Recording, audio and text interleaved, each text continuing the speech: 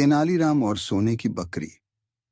एक बार की बात है, विजयनगर के राजा कृष्णदेव राय अपने दरबार में बैठे थे। दरबार में तेनालीराम भी मौजूद थे। उसी समय एक अमीर व्यापारी राजा के पास आया और बोला, महाराज, मेरे पास एक बकरी थी जो हर दिन सोने का एक सिक्का देती थी, लेकिन कल रात मेरी बकरी चोरी हो गई। कृपया मेरी मदद करें।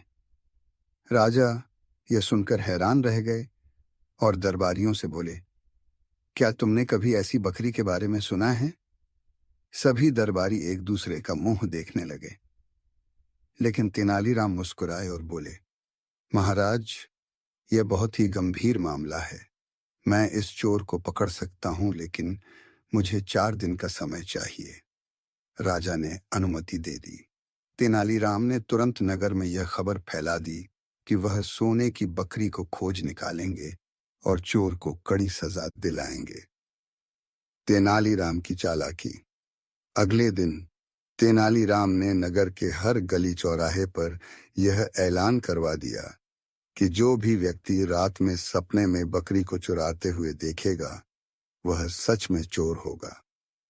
इस खबर को सुनकर असली चोर डर गया। उसने सोचा, अगर मैं सपने में बकरी चोरी करते हुए देख लिया गया तो पकड़ा जाऊंगा। डर के कारण वह रात भर सो नहीं पाया। सुबह होते ही वह तेनालीराम के पास आया और घबराते हुए बोला, मुझे माफ कर दीजिए, मैंने ही बकरी चुराई थी। सच का पर्दाफाश।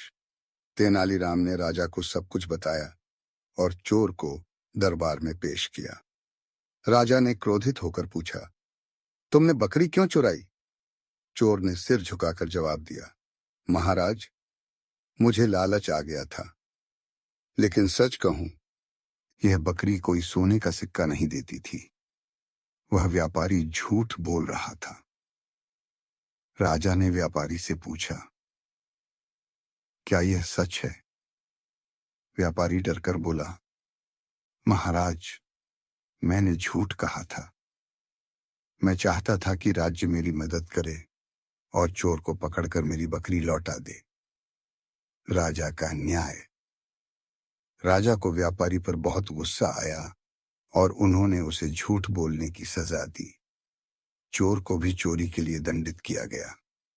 राजा ने तेनालीराम की बुद्धिमानी की सराहना की और उन्हें इनाम दिया। सीख। झूठ बोलने और लालच करने से हमेशा मुसीबत ही मिलती है।